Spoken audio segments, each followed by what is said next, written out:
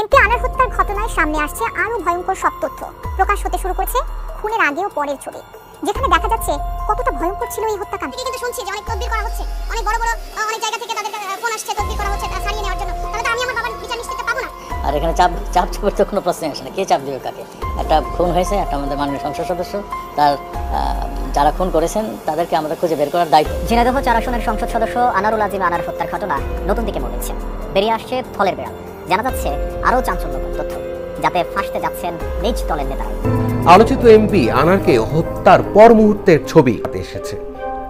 এমনকি সেদিন সেই কলকাতার সঞ্জীবা গার্ডেনের ফ্ল্যাটে কে কে উপস্থিত ছিল, কার ভূমিকা কি ছিল, বিস্তারিত তুলে ধরেছে গ্রেফতার কসাই জিহাদ হাওলাদার। এই জিহাদকে সাথে নিয়ে বাংলাদেশের ডিবি পুলিশ এবং কলকাতা পুলিশ যৌথ অভিযান করে সেই সঞ্জীবা ফ্ল্যাটে গিয়ে। সেখানে জিহাদ জানায় যে কারা কারা আনারকে হত্যা করেছে এবং হত্যার পর কিভাবে আনারকে গুমের প্রক্রিয়াগুলো তারা করেছে, বিস্তারিত তুলে ধরে। দর্শক, সেই জিজ্ঞাসাবাদের ফুটেজটি আমাদের কাছে এসেছে, চলুন দেখে আসি সেখানে কি বলেছে আসামি জিহাদ হাওলাদার। এই হচ্ছে এমপি আনারুল আজিম আনারকে হত্যার পর মুহূর্তের ছবি। ক্লোরোফর্ম দিয়ে অচেতন করে তাকে বালিশ চাপা দিয়ে নির্মমভাবে হত্যা করা হয়। ঘাতকরা আনারকে খুন করেই ক্ষান্ত হয়নি, চেয়ারে বসিয়ে রেখে আনারের হাত এবং পা শক্ত করে বেঁধে রাখে।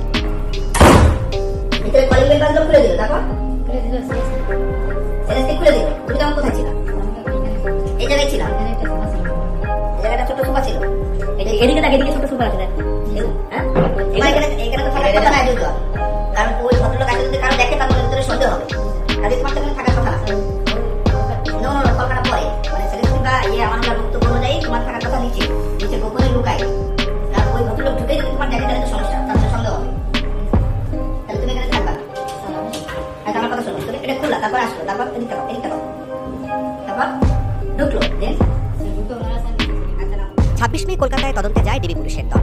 সেখানে গ্রেফতার জিহাদ হাওলাদারকে নিয়ে চলে যায় সঞ্জীবা গার্ডেনের সেই ফ্ল্যাটে। আনার হত্যায় কার কিভাবে যোগসূত্র রয়েছে, কার কি ভূমিকা ছিল, সেই সব বিশদভাবে বর্ণনা করে সফররত ডিবি পুলিশ এবং কলকাতা পুলিশকে।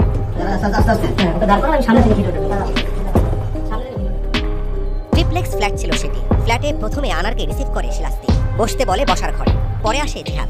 আনারকে নেমে যেতে বলে নিচের ফ্ল্যাটে।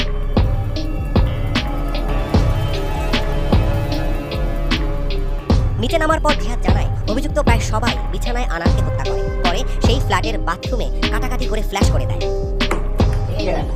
মাথাটা কোন জায়গায় ছিল? একটু লাইট মাথা এখানে আর পারেন না স্যার, লাইটে যাবেন। এই সাইডো মাথাটা এখানে, মাথাটা এখানে, মাথা এই জায়গায়, তাই তো? কোন জায়গাটা এখানে ছিল না, পিছনে ছিল স্যার, এরকমই ছোঁয়া ছিল, এরকম ছোঁয়া ছিল। বুধবার দুপুরে সচিবালয়ে স্বরাষ্ট্রমন্ত্রী আসাদুজ্জামান খান কামালের সঙ্গে দেখা করতে আসেন ঝিনাইদহ 4 আসনের সংসদ সদস্য আনারুল আজিম আনারের কন্যারা। সাক্ষাৎ শেষে সাংবাদিকদের সঙ্গে আলাপকালে এমপি কন্যা তার আশঙ্কার কথা জানান। এ সময় পিতার হত্যাকাণ্ডের সঠিক তদন্ত এবং সর্বোচ্চ বিচার দাবি করে তিনি জানান, এর আগেও এমপি আনারকে হত্যার চেষ্টা হয়েছিল। আমি প্রথম থেকে কিন্তু শুনছি যে অনেক তদবির করা হচ্ছে, অনেক বড় বড় অনেক জায়গা থেকে তাদের ফোন আসছে, তদবির করা হচ্ছে তা সারিয়ে নেওয়ার জন্য। তাহলে তো আমি আমার বাবার বিচার নিশ্চিত পাবো না, কারণ এই গ্যাস বাবুর বিরুদ্ধে অথেন্টিক প্রমাণ ডিবির ওখানে কিন্তু আছে, তথ্য প্রমাণ। আবার যাকে জিজ্ঞাসাবাদের জন্য নিয়ে যাওয়া হয়েছে তার বিরুদ্ধেও কিন্তু যথেষ্ট প্রমাণ রয়েছে। এই বিষয়ে আমি নিজেও জানি যে তাদের কাছে যথেষ্ট প্রমাণ আছে। তো আমি চাই সে প্রমাণ সাপেক্ষে তদন্ত করে, তদন্তের মাধ্যমে আইনে যেটা বলে সেভাবে যেন আমার বাবা আর যারা হত্যা করেছে তাদের জন্য সর্বোচ্চ বিচার সুনিশ্চিত করা হয়। এই সন্দেহটা ধরছে যে গ্যাস বাবু, আপনি যে গ্যাস বাবুকে যে আটক করেছে তার যে শিমুল ভুইয়া যে ক্লাব, তার সে তো নিজেই তার হচ্ছে বয়ানে বলছে, তার স্টেটমেন্টে বলছে যে আমার সাথে গ্যাস বাবুর কথা হয়েছে, টাকার লেনদেনের কথা বলা হয়েছে এবং আমি ভাঙায় দেখা করেছি। তো এটাই তো বোঝা যাচ্ছে, এটাই তো ক্লিয়ার যে আমার সন্দেহ আমি এখন করছি এটা একদম স্পষ্ট। কারণ কেন সে টাকার তার একজন মানে ক্লিয়ার, সে মাস্টার মাইন্ড এই হত্যার পরিকল্পনা, যে আমার বাবাকে নিজে হত্যা করেছে, সে বলতেছে যে টাকার একটা লেনদেনের বিষয় হয়েছে, আমি দেখা করেছি। তো আমার বাবা শুনবেন, আপনারা দেখছেন হয়তো নিউজে, আমিও দেখছি যে হোয়াটসঅ্যাপের মাধ্যমে ছবি আদান প্রদান করা হয়েছে। তো আমার কথা হচ্ছে ছবি কেন তাকে আদান প্রদান করে, তাকে কেন করা হলো? এবং সে তো আমাকে সান্ত্বনা দিতে আসছিল, এই গ্যাস বাবু সাইদুল মিন্টু চাচা, সে কিন্তু আমাদেরকে সান্ত্বনা দিতে আসছিল। তো আমি যখন ডিবি অফিস সহ প্রত্যেকটা জায়গায় যখন হাউমাউ করে আসছিল, আমার বাবা নিখোঁজ খুঁজে পাচ্ছিল, তারা কেন আমাকে জানালো না? তারা কেন তখন গ্যাস বাবু আমাকে কেন জানালো না যে আমার তোমার বাবার ছবি পাইছি? তারা জিনিসটাকে হাইড করছে। গোপনীয়তা রক্ষা করাও কিন্তু একটা অপরাধ, যেটা আমি মনে করি। কিন্তু টাকা আদান প্রদান, ছবি দেওয়া হচ্ছে, ফোনে কথা হচ্ছে, 17 তারিখে তারা দেখা করছে, টাকা দিচ্ছে, আবার 3টি ফোন, এই 3টি ফোন একদিনে হারিয়ে যাচ্ছে, সবকিছু মিলাই তো দৃষ্টি সন্দেহ। এটা তো ক্লিয়ার একদম, মানে এই কথা তো প্রমাণ লাগবে না, এই যথেষ্ট প্রমাণ এগুলো। এখন দেখেন সে একজন জেলা আওয়ামী লীগের সেক্রেটারি, সাধারণ সম্পাদক, তদবির আসতে পারে। এখন কোথা থেকে করা হচ্ছে এটা তো আমি বলতে পারবো না, তা আমি কি করে বলবো? কিন্তু আমি জানছি, শুনছি এবং আমাদের এলাকায় এগুলো সবাই বলা বলি করছে এবং আমি নিজেও শুনছি যে অনেক বড় বড় জায়গা থেকে তদবির করা হচ্ছে। এটা আমি জানি না।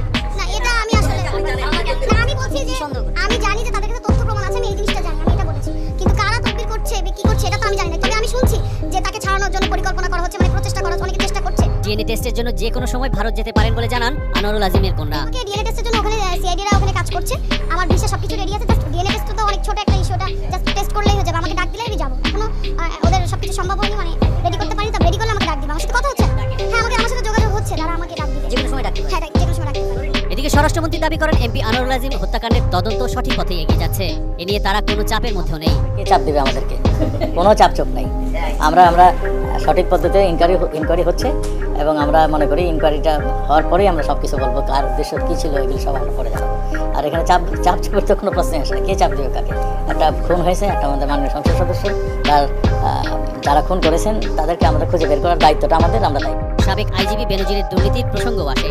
স্বরাষ্ট্রমন্ত্রী জানান সাবেক আইজিপির বিরুদ্ধে ওঠা অভিযোগের দায় স্বরাষ্ট্র মন্ত্রণালয় নয়, তদন্তে যা বের হবে সেই অনুযায়ী বিচারের আশ্বাস তার। তিনি পুলিশের বাহিনীর প্রধান ছিলেন। আমাদের কাছে এমন কিছু আসেনি, এমন কিছু ঘটনা ঘটেনি যে তাকে আমরা দায়ী করতে পারি। আমরা যেগুলি আসছে সেগুলি মানে আমরা দেখেছি সঠিকভাবে, কাগজপত্র সঠিকভাবে আসছে। এখানে কোনো ভুলভ্রান্তি যদি করে থাকেন সেটার জন্য আপনি যেটা বলছেন যে তদন্ত হচ্ছে, সেগুলি দেখবে। আমাদের এখানে দেখার কিছু নেই। তদন্ত যারা করছেন তারা যদি কিছু প্রমাণ করতে পারেন তখন সেটা নিয়ে দেখা হবে। এছাড়া সেন্ট মার্টিন দ্বীপের সঙ্গে যোগাযোগ বা সাপ্লাই চেইন বন্ধ নেই বলে জানিয়েছেন স্বরাষ্ট্রমন্ত্রী। আমাদের সেন্ট মার্টিন যাওয়ার আরও পথ রয়েছে, আমাদের সমুদ্র দিয়েও যেতে পারে। আমাদের সমুদ্র দিয়ে মানে সব কিছু যে বন্ধ হয়ে গেছে সেটা। এমপি আনার হত্যার ঘটনায় সামনে আসছে আরও ভয়ঙ্কর সব তথ্য। প্রকাশ হতে শুরু করেছে খুনের আগে ও পরের ছবি, যেখানে দেখা যাচ্ছে কতটা ভয়ঙ্কর ছিল এই হত্যাকাণ্ড। তেমনই একটি ছবি এবং ভিডিও এসেছে এবার এটিএন নিউজের হাতে, যাতে বেরিয়ে আসছে আরও চাঞ্চল্যকর সব তথ্য। ঠিক কী ঘটেছিল সেদিন আর হত্যার পর কী করা হয়েছিল এমপি আনারের সাথে, জানাচ্ছেন সহকর্মী এসআই রাজ। হত্যার আগে এমপি আনারকে শারীরিকভাবে নির্যাতন করে অপরাধীরা। হত্যার পর চেয়ারে তার দুহাত দড়ি দিয়ে বাঁধা হয়, গামছা দিয়ে বাঁধা হয় গলা, সাদা কাপড় দিয়ে বাঁধা হয় মুখ এবং কালো কাপড় দিয়ে বাঁধা হয় মাথা। দুহাত বেঁধে বিবস্ত্র করা হয় তাকে। খুনের পর সেই ছবি ও ভিডিও আখতারুজ্জামান শাহিন সহ পাঠানো হয় আরও কয়েকজন নেতার।